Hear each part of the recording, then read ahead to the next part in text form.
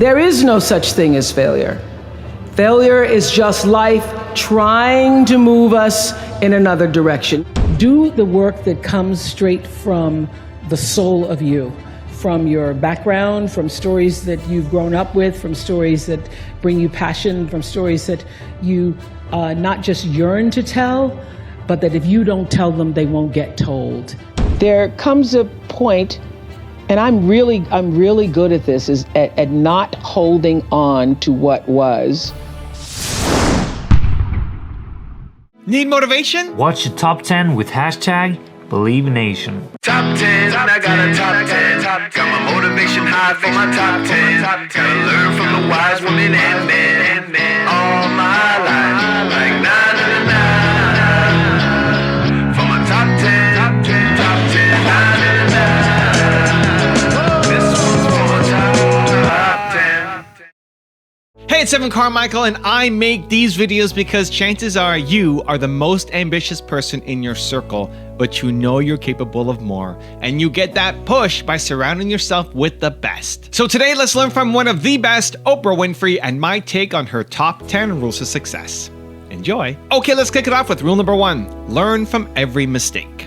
It doesn't matter how far you might rise. At some point, you are bound to stumble, because if you're constantly doing what we do, raising the bar, if you are constantly pushing yourself higher, the law of averages, not to mention the myth of Icarus, predicts that you will at some point fall. And when you do, I want you to know this, remember this, there is no such thing as failure. Failure is just life trying to move us in another direction. Now, when you're down there in the hole, it looks like failure. So this past year, I had to spoon feed those words to myself. And when you're down in the hole, when that moment comes, it's really okay to feel bad for a little while. Give yourself time to mourn what you think you may have lost. But then, here's the key. Learn from every mistake, because every experience, encounter, and particularly your mistakes are there to teach you and force you into being more of who you are. Rule number 2, assess from people's behavior. The greatest lesson I've learned throughout my career came from Maya Angelou, actually, when I was, first meeting her. And after I'd known her for a while, she said, baby, you need to know that when people show you who they are, you believe them the first time. Oh, you know that lesson too now. First time. And your problem is it takes you 29 times to see the same lesson coming in a different skirt or wearing a different pair of pants. So I think that has been one of my greatest wisdom teachings, is to assess from people's behavior, their actions, not just towards me, but towards other people, who they are and how they behave, because if people talk about other people, they'll talk about you. So I think in business and in personal relationships, that's also been my greatest lesson. Rule number 3, find your purpose. The challenge of life, I have found, is to build a resume that doesn't simply tell a story about what you want to be, but it's a story about who you want to be. It's a resume that doesn't just tell a story about what you want to accomplish, but why. A story that's not just a collection of titles and positions, but a story that's really about your purpose. Because when you inevitably stumble and find yourself stuck in a hole, that is the story that will get you out. What is your true calling? What is your dharma? What is your purpose? Rule number 4, do what you love. The way to make movies is to do stuff that you love, because, for 25 years I worked on the Oprah show, and Stedman will tell you that there were nights that I came home and I almost, it was hard to even take off my clothes because I knew I was going to be getting up 4 hours later. But I never really felt exhausted. I felt exhausted, but I never felt depleted. So do the work that comes straight from the soul of you, from your background, from stories that you've grown up with, from stories that bring you passion, from stories that you not just yearn to tell, but that if you don't tell them, they won't get told. And when you are operating, you know, the single greatest wisdom I think I've ever received, other than when people show you who they are, is that the key to fulfillment, success, happiness, contentment in life is when you align your personality with what your soul actually came to do. I believe everybody has a soul and has, you know, their own personal spiritual energy. So when you can use your personality to serve whatever that thing is, you can't help but be successful. So if you do films that come from the interior of your soul, you do work, you do art that comes from the interior of you, you cannot miss. It's only when you're doing stuff that you think might make money, you think it may be a hit, or you think it may bring you some level of attention or success. That isn't what does it. I would have to say that all of the great, wonderful experiences of my life that have brought me to this moment have come from working from the interior of myself. And so that's why it feels so authentic, because it actually is. So when you do that, you'll win. Also, if you want to build more confidence, the science says it can take up to 254 days of consecutive action to successfully build a habit. So I've created a free program for you where every day for 254 days, I will send you an unlisted video to your email, absolutely free, to help you build your confidence. The link to join is in the description below. Your number one job is to become more of yourself. Your life journey is about learning to become more of who you are and fulfilling the highest, truest expression of yourself as a human being. It was very difficult for me to figure out where my boundaries were because I'd grown up poor and didn't have anything. Rule number 5, live in the present moment. There comes a point, and I'm really good at this, is at not holding on to what was and being able to live in this present moment. You know, I never was one of those women who's afraid to tell your age, or you're trying to be something you're not. I mean, I think for everything there's a time and a season. The Bible completely right about that. I think, and you know in your own self when it's time to move from that. Rule number 6, have a relentless determination. My television career began unexpectedly. As you heard this morning, I was in the Miss Fire Prevention contest. That was when I was 16 years old in Nashville, Tennessee, and you had the requirement of having to have red hair in order to win, up until the year that I entered. So they were doing the question and answer period, because I knew I wasn't going to win in the swimsuit competition. So during the question and answer period, the question came, "Why, young lady, what would you like to be when you grow up?" And by the time they got to me, all the good answers were gone. So I had seen Barbara Walters on the Today Show that morning, so I answered, "I would like to be a journalist. I would like to tell other people's stories in a way that makes a difference in their lives and the world." And as those words were coming out of my mouth, I went, "Whoa, this is pretty good. I would like to be a journalist. I want to make a difference." Well, I was on television by the time I was 19 years old.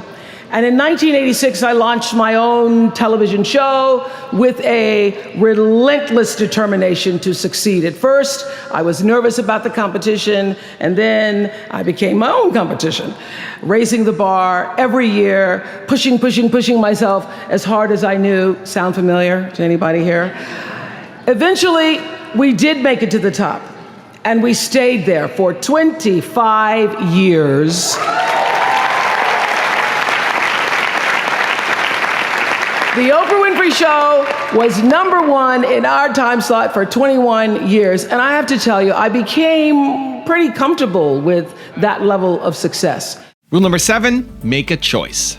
We have to make the choice every single day to channel our own inner Jacindas, to exemplify the truth and the respect and the grace that we actually wish for the world. We need to tell it, as we're doing at this conference. We need to write it.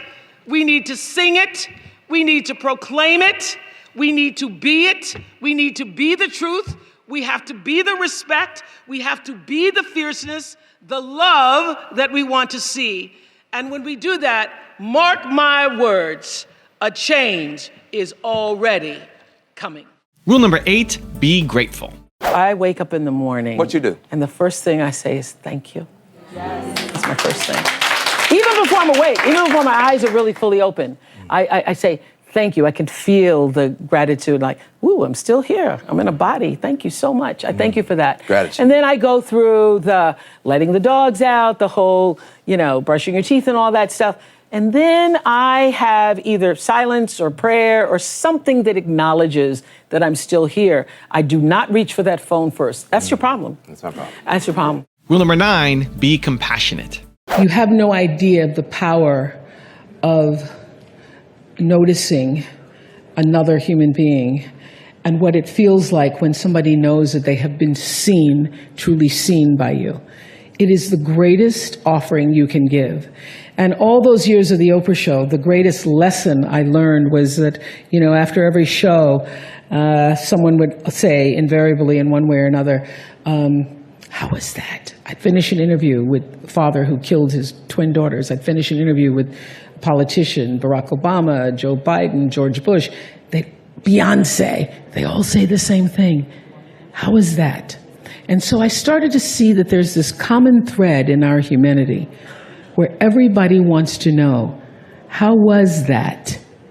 Did I do okay? Did you hear me? And did what I say mean something to you?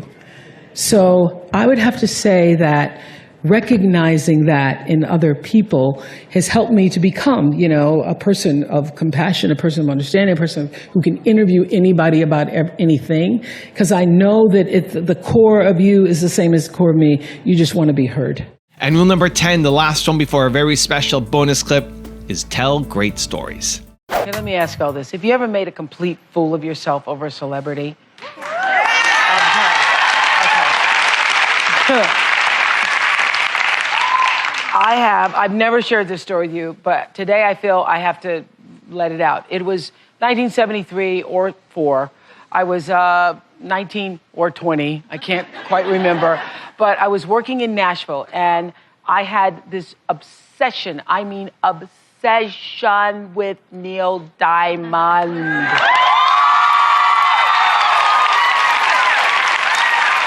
Now, I would wake up in the morning playing Song Blue, everybody. And I would go to bed to Crackling Rosie, which is not an easy thing to do in high school because I could have lost my Negro membership card.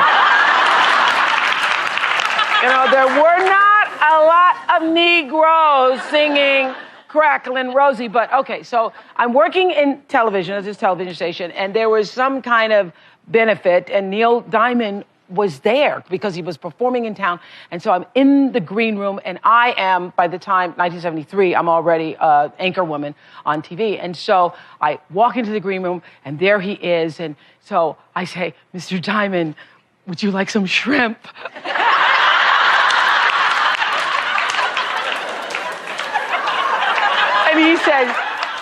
And he says, yes, I'll take a shrimp. And he took a shrimp, and I'm like, okay. And then he moved across the room, and then I followed him across the room. That's a big mistake. That's the big mistake people make. So I followed him across the room. And so I'm like, would you like another shrimp? And he said, yeah, I'll take a shrimp. He did. And then I followed him again. So I'm just staring at him across the room. And finally I walked up and he goes, enough already. Enough already. Okay, so that was my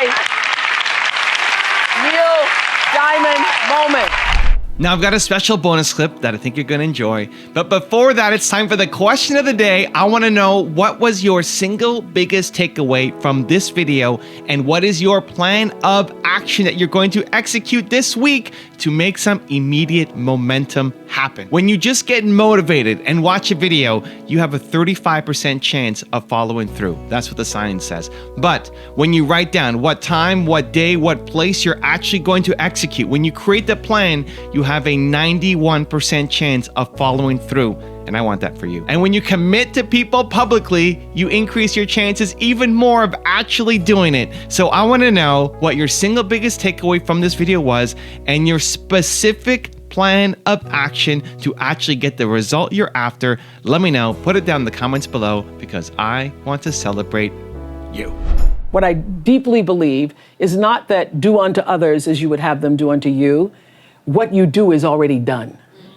That moment in The Color Purple where she says, everything you ever tried to do to me, where Whoopi says that, Celie, everything you even try to do to me, already done to you. So the third law of motion in physics says that what you're putting out is coming back all the time, regardless of whether you know it or acknowledge it or not.